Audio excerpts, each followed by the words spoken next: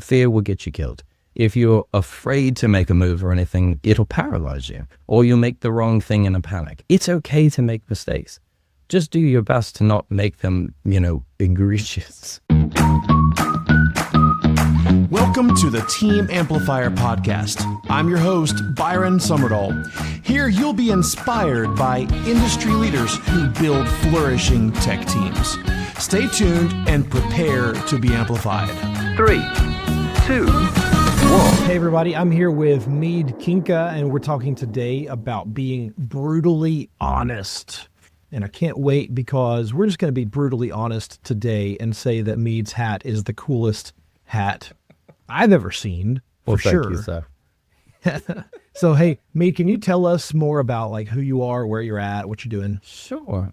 So being kind of in executive and tech for a long while, I run a luxury brand called Imperfectus. We, relevant to today, we have a branch called The Sage, which deals with a lot of things executive, but myself, I offer technology guidance and fractional offering as well.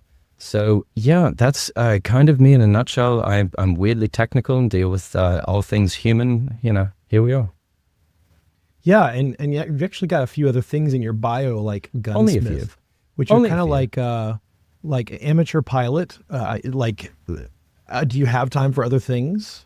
I'll say it this way: as far as the way I am. Picture me like old-timey performers with the spinning plates. I spin as many plates as I can without breaking any is really all it comes down to. Awesome. I've also gone down that road trying to spin plates, and I got to the point where I realized that, hey, that plate over there is really valuable. I want it to keep on spinning, but so is that one over there. And I started running myself ragged trying to keep all the plates spinning. Yeah. What's your secret? Delegation. The whole thing about it is it's so easy to do the whole thing of like, especially when you deal with the sort of the, as people refer to as type A, the CEO, that mindset and all of that of like, no, you'll do it all wrong and all of that. But really what that comes down to is a lack of trust. If you haven't found individuals that you can build a house with, then you're only as big kind of as your hand. You can't go past that at all. And I talk about like when I advise people, I've chatted to individuals that have like, small and medium business. And you go, well, great. How about we talk about expansion? It's got legs. And they go, I don't trust anyone. And I'm going, okay, so that's done. That's as big as you're getting. And that's the real big secret is finding individuals that kind of complete the Venn diagram, making it a circle where you go, I've got these things. I need individuals that are complementary. It's good advice. Thank you. So speaking of good advice, you've been reading lately. What's a book that you've been reading lately that has made an impact on you? So it's on the shelves. But the unmarked blue book, because the dust jacket has gone the way of the wind, but the Hitchhiker's Guide from Douglas Adams. I've actually started reading that to my children as of recently, and countless numbers of times. And it's just such a, it's not just one book, it's a whole series, but that, and it's a radio show originally, and then a telly show, and all of this kind of stuff. And just, it's such a rare thing to have something that's like sci-fi and funny and also kind of like borderline like hard SF, where you go like a lot of this stuff is plausible as far as the physics behind it and all of that. So yeah, can't speak highly enough about that particular set of stories. It's good. I haven't thought about reading that to my kids.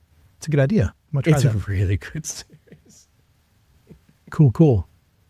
So Meade, people might be distracted by the well-dressed man before them, and they might think that you are some sort of like alien, Sure. superhuman, like untouchable, very difficult to emulate human being. But we need to remind everybody that you are actually a human being like everybody else. Technically speaking, yeah. Yeah. So tell us about, like, prove it, right? Tell us Sure. about an embarrassing mistake that you have made as a tech leader. Oh goodness. The thing about it is, this is even more like small and human than that. Like you can talk about, people like mispronouncing someone's name, or like you go like, oh, and here's Mr. Oh no, shouldn't have asked. But I think something more core to the thing it goes all the way down to just like anyone who's worked in technology. Doesn't matter if you're, a CEO, CTO, or just like an individual contributor, like just a programmer day in, day out. One of those things where you're working on a problem and you got this thing and you go like, okay, I've figured this out. I've got this. Why? I've made changes. Why is this not changing? What's happening? And you bang your head against the wall and you ask someone and you go like, I've rewritten this 100 times and I've tried this and John's looked at it and everything. And you go, did you remember to save the document? That's an all too real thing of like that Control S combination. Oh my goodness, that's physically painful. But I think a lot of people are going to relate of like, yeah, I've done that too many times. Yeah, my finger, even though like I use Google Docs these days and it's useless, like there is no save in Google Docs anymore. But my finger is still like hovering over Control S. That's Control real. S, Control That's an S. absolute real thing. Yeah. And if I'm using VS Code, I'm also doing the same thing. Although, and I mentioned this to one of my guests the other day, like you can actually configure VS Code to do a auto format with like prettier or something when you Control S, so that it automatically formats on save. So it actually does something. Sure. Because otherwise it's just like you don't really need to save as much. There's actually a new, relatively new anyway, editor called Zed. Which it's all written in Rust really, really fast and all of that. And it does the auto formatting with like no settings whatsoever. And that one's really cool. Another one that is a memory monster, because it's written in Java. But if you've ever used IntelliJ IDEA, the thing that's actually really cool about that one is it's the only one I've seen by default actually saves as you type. So there is no like, oh, did I remember to save? Like, as soon as you're typing, it's already writing to disk. So it's a different thing. Yeah. Oh, well, yes, confirmed. You are human. you yeah, I'll take thanks, it. Man. No, Yeah. I do what I can. So we're into being honest with people, right? We want to be brutally honest. Okay. But what do we mean? What do we mean by being brutally honest? So for me, and, I think anyone can define it their own way, but for me, I would say it means that I can't be purchased, and like you can relate this to, say, like your favorite spirit or otherwise. And, unfortunately, a lot of people believe that, say, like a price tag dictates quality. And while you should have that be directly correlated, it's not. You can have like the Patrons of the world where you go, wow, this is expensive. And you go, is it good? And you go, no. And for me, it's kind of that mechanic of I blind taste everything, whether it be people or this or otherwise. If it's good, it gets to stay, and if it's not, we have a problem and we need to work something out. But that's really the big thing. Is just, get to the root of it. So when we're talking about being brutally honest, of course, there's that word brutal. Sure. And brutal has some baggage to it. Like, are we talking about being so honest with people that we're tearing them apart? No. No one said, hey, be, a psychopath and like have no affect or anything like that. You definitely need to be warm. And I think that's a big problem, especially in leadership, is that you have people that you go like, I just need to tell them what the deal is. And you go, yeah, but you don't need to do it that way. Would you like to the golden rule, would you like to be treated that way? And you go, no, definitely not. And I think what it really comes down to is no, sugarcoating, no any of that. But at the same time, still caring about someone's emotional state, still caring about how they make, you feeling and vice versa. Because, again, going back to exactly what you just said, the human thing. I've said this on stage to thousands. Like, if you talk about, like, as it turns out, the little boxes, they pretty well do what we tell them. On the other hand, the humans, that's the real puzzle. That's the real challenge. It's not something where you're programming people. That's not the way it works. So if you don't make people feel good, if you make people feel awful, they're not going to perform well. They're not going to want to be around you. So you need to be straightforward, and it's kind of if someone need a beating, you give them a beating. If someone need a hug, you give them a hug. And you go between those two kind of ends of the pendulum, and you give the situation what it requires. I think that's what it is. And we're talking about like being brutally honest with people at the right times also. So in this case, we're really trying to focus on the times in somebody's contract or employment with us when it really makes the biggest difference for them as people. Sure. So like while we're trying to hire them, before hiring them, before assigning them a new project. Sure. Tell me what you're thinking about that. Like what are the times that are most crucial to be brutally honest with people? Okay, you've brought up a great scenario, and it's a real one. Okay, so let's say we have, people that have been employed with the company, and you say, hey, we have a new product that we're heading up. I'd like to put you in charge of this, and this is your team of, 10 to 20, and blah, and so on and so forth. Here's the thing. Someone who is,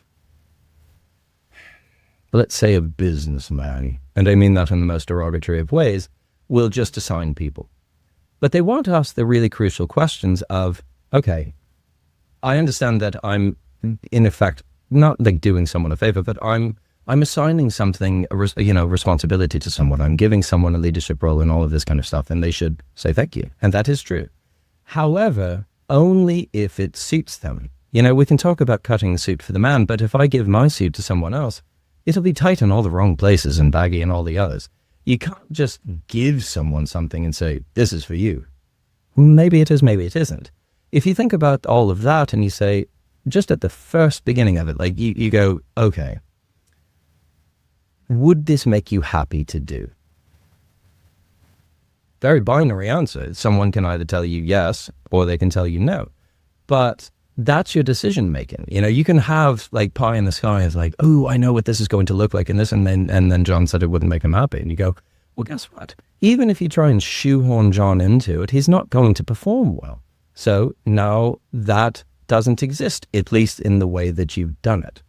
And it goes both ways about being brutally honest. You need to be brutally honest with yourself about what you expect the outcomes to be as a leader. You can't expect someone who is displeased with the situation to perform amazingly. That's just foolish. So do you think that we as leaders need permission to be brutally honest with our reports when we have the chance? No. I think that is definitely a two-way street as well. If something, think about this. When you talk about feedback, someone can only be as good as the information that provided. Think about, mechanics or computer systems or anything like that.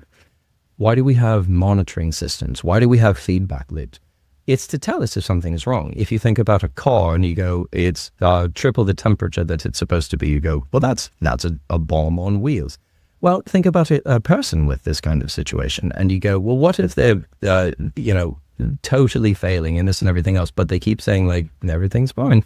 Well, guess what? That doesn't work either. So it goes both ways. Of it, like if I say, hey, I've got this for you, and you go, well, we have some problems, and I'm going, great, let's have a conversation. Let's discuss this. Let's figure out what needs to be done to alleviate all of this.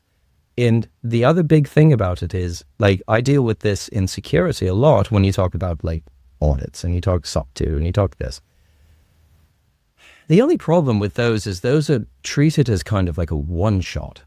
You go, great, we're up to snuff, we're secure with this. It's a moving landscape. Yeah, you are at that that snapshot of a moment, but that doesn't work that way. It's a living organism, so you constantly need to go back and forth and say, is this way? Is this way? I know we recently, expanded to this country. Is that treating everyone well? Is that working out the way that it's supposed to? You don't get to rest on the laurels and just go like, got it, we're good. That's a guaranteed failure. So what about like allowing people to be brutally honest with us? Like, again, required. Absolutely required. If something is wrong or something is good, both need to be said. But again, the whole thing about it is, like you mentioned, the definition of it when people say brutal, the perception is that it is violent, that it's like someone's gruff and they're rough around the edges or anything. But really what it comes down to is stating things factually.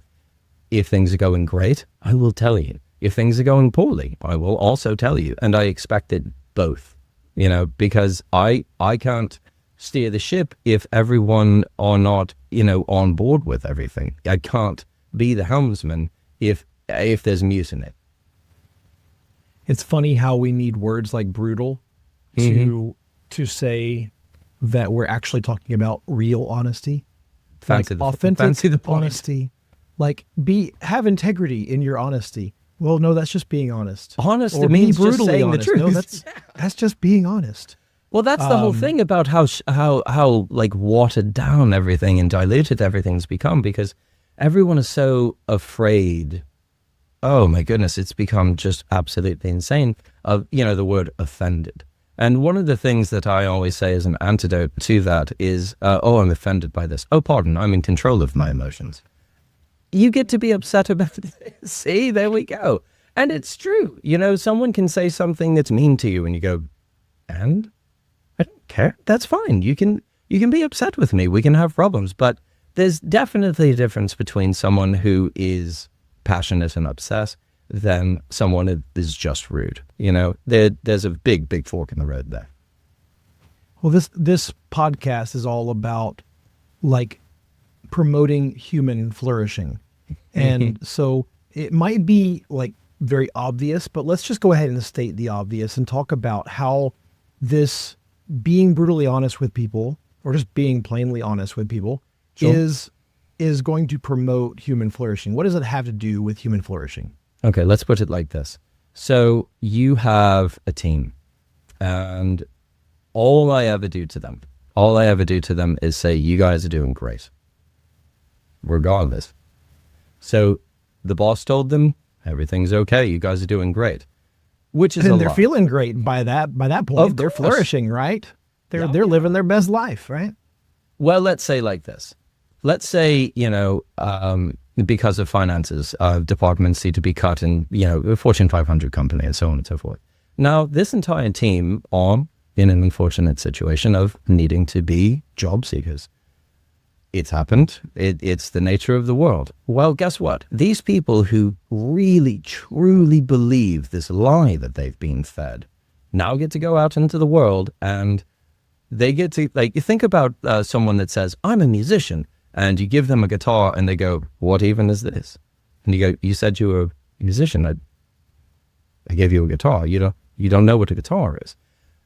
There's only one way to make people better, and it's only with telling the truth. That's it. It sounds kind of ridiculous and redundant to say, but I know why you're asking. Because people, they're afraid of confrontation. They're afraid of saying something that is perceived as mean. And I think that is sort of the human condition. People haven't always sorted out how to say something that, like, if I said it's sunny outside and you go, well, that makes me cry. And you go, okay, it's still sunny outside, but why are you crying? That's sort of the thing to sort out. And it really is. It all comes down to communication of, like, you can say the factual thing, but you need to say it in a way that is received, Yeah. I mean, there are ways to convey something that is true and that is even needed. Like it needs to be said so that you can move on from whatever is going on with you. I remember learning this lesson the hard way in elementary school. So think back to elementary school. Everybody smells bad. Everybody looks bad. Everybody's got, like, their pants are on wrong. or high waters, like their socks don't match. Who knows? We're all completely screwed up as kids. Sure. And, unless our parents are dressing us. And so I thought I was supposed to be honest. And there was this girl in my class, and she smelled bad. And I remember I remember in church they said you should always be honest and everything. And so I told her, and it wasn't good. It was not good. Well, see, the thing is, if you would have said it to a young lad, that would have been different. Saying it to a girl, you're like, oh no. I didn't know that until but no one it told was too you. late. No one like told you can't like put the words back in. No. You're like, reel it back. And I've probably done the same thing with my reports as well. I mean, I probably have had times when I didn't know the best way to say something, so I just kind of blurted it out and then have to deal with the aftermath later on. So like, I want people to flourish. You want people to flourish. How can we be honest with people and still, and which eventually, right, is going to help them to flourish, but how can we help them to flourish while we're actually being honest with people? I'm going to say it like this. Being a bastard, being evil aside, going back to exactly what you said at the beginning of like the human thing, guess what? Humans make mistakes. That's just the nature of the beast. So when you talk about it's okay to, like, if you said, mistakenly said something to someone and you go like, oh, I shouldn't have said that. You have two things. Like, you can pull someone aside and say, I know you know, but I didn't mean to say that. That's not the way I meant it. And it's okay. It's okay to just talk about things that are accidental or went wrong. There's a reason, in any organization, like especially in tech, when you talk about, we have postmortems and this and everything, it's just a reanalysis of like, well, how did we mess it up today? And it's okay. And I think that's the big thing, is that so many, especially, C-suite, are terrified. It's kind of like blood in the water. If you like, don't let them smell it. Don't let them see fear. And the thing is, it's misunderstood. It's not fear. It's just being compassionate, and again, going back to the honesty, if you made a mistake, isn't it an honest man's thing to own up to? Yeah. And I think it's also about timing, right? There's a time and place for everything. One of my favorite books out there is Radical Candor, and it talks about how important it is to praise in public, but criticize in private. So the worst thing I could possibly do as a tech leader is to criticize somebody openly in public. It demoralizes them. It embarrasses them in front of their peers. What are you putting in? And they might not even hear it. They might not even hear it. Like if I say this in front of everybody else, it might have been the truest, most important thing that they could ever hear. But if they're having to run it through that filter of, oh my goodness, everybody else is hearing this at the same time, I feel incompetent, they're not going to hear it. But if I tell them privately, then I can actually get through to them. We can have a real conversation, even a back and forth. Maybe they can tell me what I did to cause that. And, it could be you might not know the whole situation. You're observing it from, whether anyone want to admit it, a limited viewpoint. And you go, okay, this is what I'm seeing. Am I missing something, or is this what it is? That whole thing of like, it's what he said and she said, somewhere in between is the truth. Guess what? Yeah. That's real. That's absolutely real. Yeah. So I'm going to make a blind assumption. I'm going to whitewash the entire world out there. And I'm going to say that not all leaders are doing this. Not all leaders are into being brutally honest. And so I'm wondering, from your perspective, why aren't they being brutally honest with their direct reports? We've sort of led into it, but there are a few things. And one is the fear that we mentioned. They're afraid to say anything for fear of like legal repercussions or this or whatever, like maintaining some kind of face. The other thing about it is the communication thing of like, even though someone, wears the kind of suit of armor that is however you'd like to say it, the CEO, the CTO, or whatever it is, that doesn't mean that they're confident. And more often than not, they're not, And when it comes down to that, the big thing is that being factual whilst being warm and still having the heartbeat, still having the human connection of, okay, these are things that need to be said. These are truths, these are facts. But I can still say them with a heartbeat. And I think the combination of those are why it's severely lacking.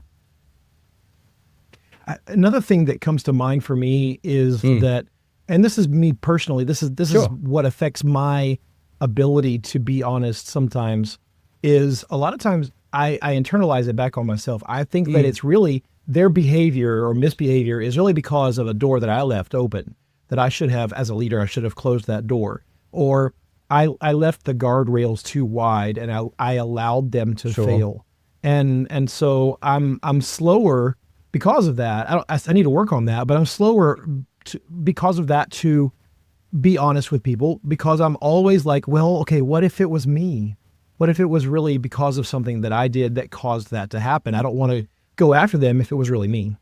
And I think that's another thing. It kind of touches on the lack of confidence point that I made. And this is why you see so many, intelligent and cerebral people, and it's across the entire world where they go, oh, imposter syndrome. And they go like, well, there's no way I'm that good. Because it is a razor blade line between confidence and arrogance, and that whole thing of no one wants to be arrogant, but you constantly need to balance on the teeter-totter of like, okay, I need to just be confident. And you go, well, what's that? And you go, it's literally split the middle and it shifts every single moment. It's never the same thing. You don't get to just say the exact same thing again, going back to like, have you spoken to girls or women or women before? It's not the same as dealing with young lads and men. You can't use the same mechanic. You can't use the same rhetoric. It doesn't work that way. So I think it does require a lot of self-analysis and self-reflection. But the key thing there, as far as the, teaching leaders, like, well, how do you do this? Being afraid to make a mistake is going to kill you. It's one of those things of like, I teach this to my children, fear will get you killed. If you're afraid to make a move or anything, it'll paralyze you, or you'll make the wrong thing in a panic. And going back to the previous statement, it's okay to make mistakes. Just do your best to not make them, egregious. Yeah. So maybe you can put your coaching hat on and coach me through something. So I want to tell you a strategy that I'm trying just to see if you can see any pitfalls maybe with this. Sure. So one thing that I'm trying out is to, because of this insecurity that I have, maybe it's me, maybe it's not them. Sure. I can still point to a behavior or an outcome or something that I know is wrong. And so what I'm trying to do now is to go to my report and say, look, this thing happened. This is the outcome. This thing got left undone. The handoff was messy, something like that. And I want you to know that I think it's because possibly of something that I didn't bake into the system. I didn't give you the right autonomy. There's something there, but I want to make sure that you know that I'm committed to helping you succeed with this. And I just want you to know that this is the thing that happened. We need to talk through that. And I'm not trying to tell you that you're the one that should take responsibility. It's me. But I need your help to solve this moving forward, plug this hole. Where might that fall down? So or is that just like the most brilliant thing you've ever heard? No, you're really close. The thing about it is, what I'd say is, if I'm going to, if there's a situation that's gone red, things don't just go red because, unless there's, catastrophic worldwide failure, you go like, oh, tornadoes and this and everything else. It's usually a human issue. And when you go in, you like kind of, I'll rephrase a bit the way I'd say it, but okay, so this happened. My instinct is that these are the root causes of it. This is what's going on. This is what my instinct is. And I want to hear your side. And the only thing that I'd say differently about me than you is you're assigning a lot of blame to yourself about like, it's just me. But here's the thing about the way that I hire and the way that I teach to hire. I give the keys. If, you can see this in like episodes of Ball Rescue and otherwise, and you go, okay, is this person a manager? And you go, yes, they're a manager. And you go, do they have the ability to hire and fire? And you go, no. And you go, then they're not a manager. So it's one of those, you can't have it cut both ways. If someone has, as you were saying, autonomy, if they have the power to make and break and do and things, then they're wearing the big trousers. They have the responsibility. So it's not always on the leadership. It's not always on the whole house. Sometimes the blame is on the individual, and that's okay too. That's just factual.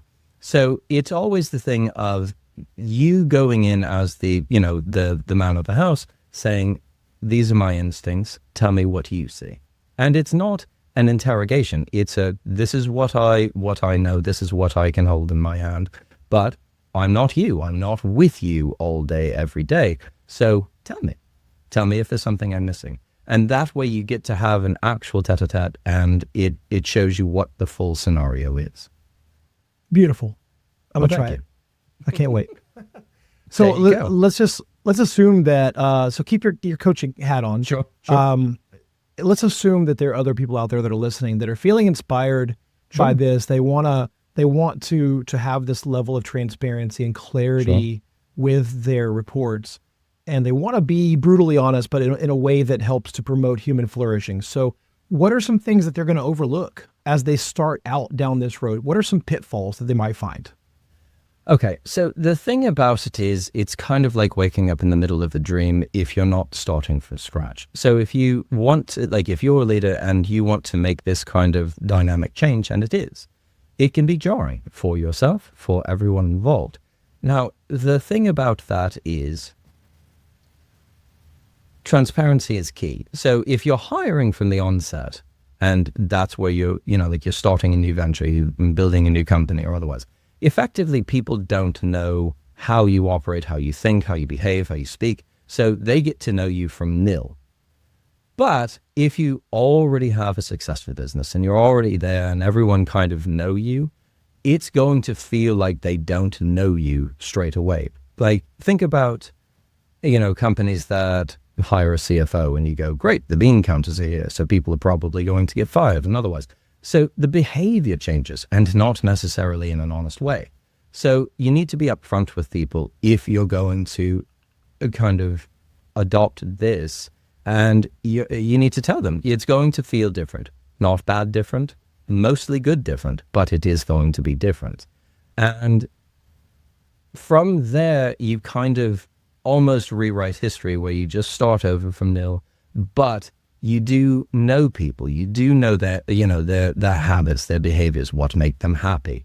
And it's in a way more difficult, but also in a way loads easier, because you're not starting from pure zero, The other pitfall that I can think of for young leaders or people that are just starting out is the one that I fall into, that I mentioned before, where they might think that more is on their side. And so I would point back to what you were saying and say that it really is a two-way street, and it's you can share blame, but help them to carry some of, not blame necessarily, but responsibility. Exactly. Yeah.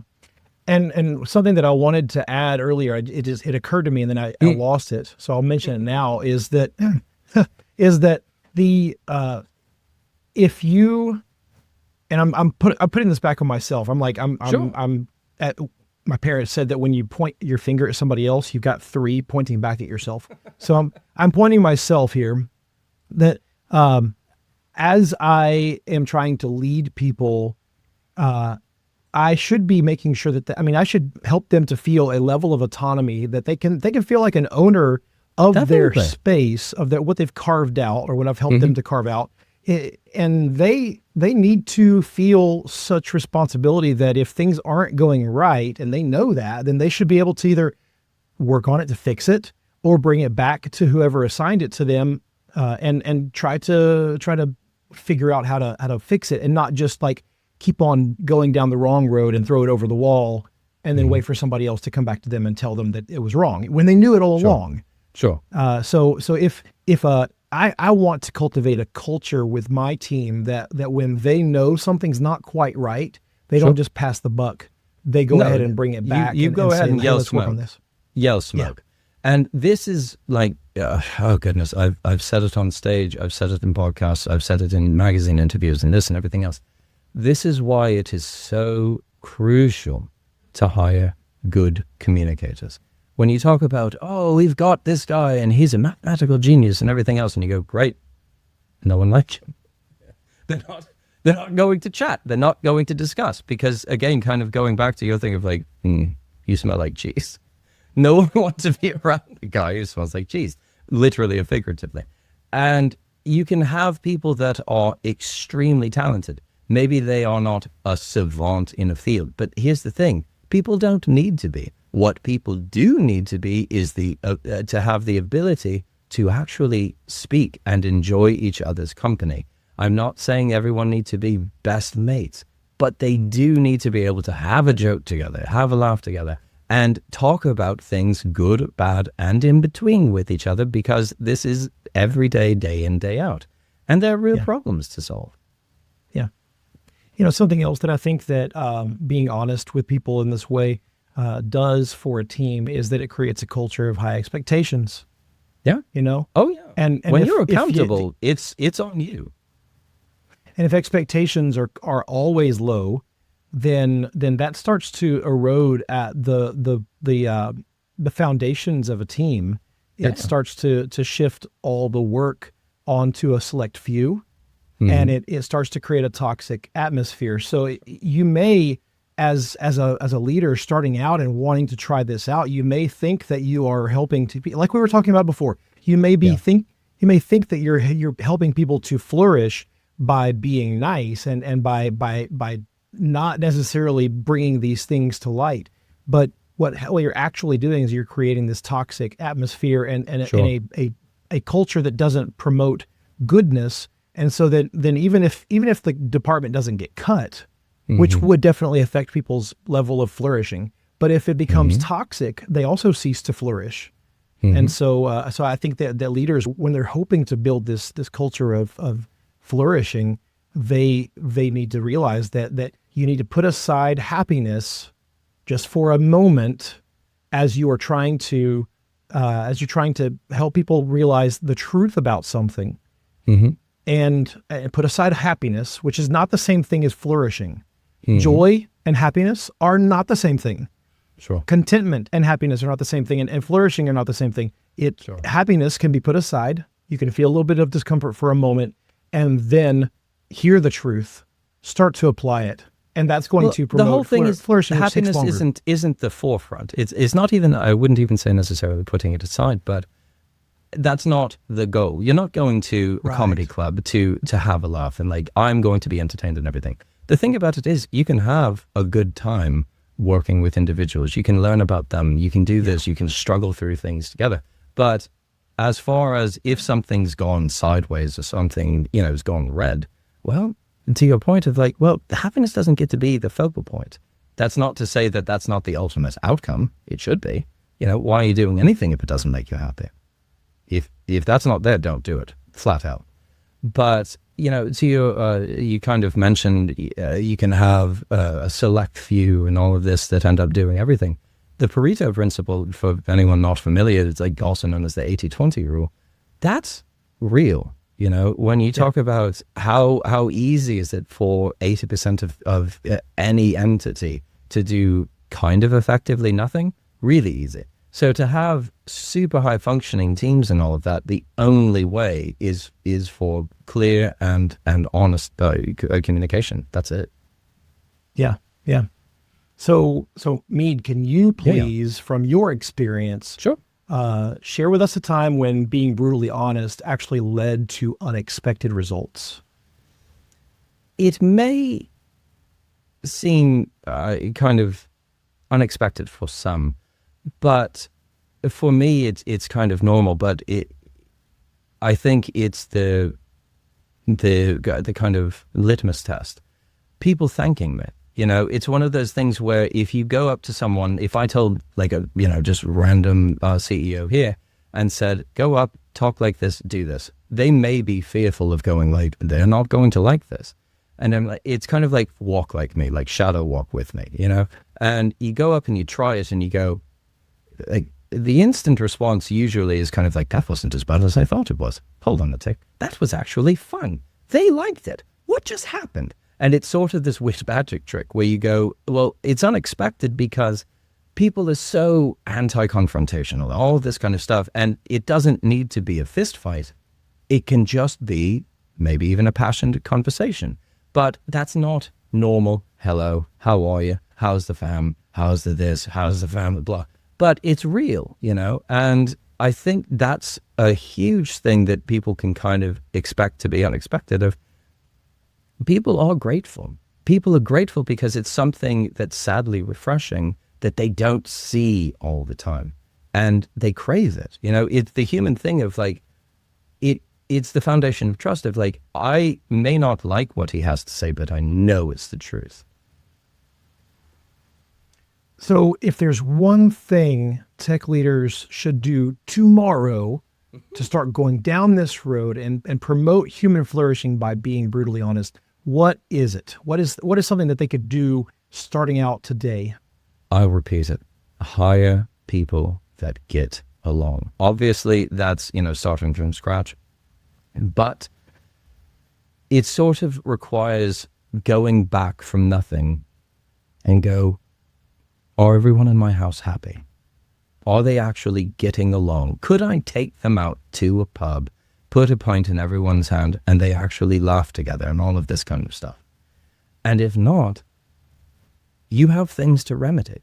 Because even if you're doing well, even if your business or your company, whatever product are doing well, it can do better. And it can only do better when you really clarify the human aspect of it. I know I bang on that drum heavy, but it's a huge thing that, again, when you talk about, like, you know, the big tech of the world and all of this kind of stuff, they hire, they build teams, they do this with no heart whatsoever. It's looked at almost like, you know, a university, like the thesis selection and all of, like, well, this looks very good. This is a human you're talking about. This is not, you know, ones and zeros. These are people with real stories and real pain and real passions. And if you're not knitting all of that together, if you're not being the glue of the house, then I don't think you can call yourself a leader. It'd be awfully difficult for sure. Now, let's just assume that Sure. there are people out there that don't have the luxury, I'll call it a luxury, Fair enough. of starting Fair enough. from zero and starting Sure. from scratch. So what's something that we can say to those people who have already found, they've already done the hiring, and Sure. it might be a really bad thing to just hire, like fire everybody and start over. Absolutely. What's something that we can do to start going down this road of being brutally honest So I and say it promote this human way. flourishing in the teams that we already have? Definitely. So here's the thing. I have been working remotely since the beginning of time. Remote work is great. If That's it a long functions. time, Meade. Yeah, you know, I didn't know they had Google Meets back to the dinosaur age. We're talking before that, but we'll get into where the dust comes from and all of that. But, you know, I'll keep you posted. But the big thing about this is, you know, when you kind of go back and you say, okay, remote work is great if it works. And even with hiring, if you're hiring global talent, you're not always going to be in the same room together. Some people work really well that way. They're great with text. They're prompt. They're this. They get nuance. They know how to talk and all of that. That's also difficult to find. People don't behave. I mean, even look at what we're doing at the moment. Like, if a bear walked into my studio and said, "Why is he talking to a black box?" It's a weird video game. What we're doing all the time with, you know, screens and this and everything else, it's a weird video game. And people don't behave the same when they're not sharing the same air.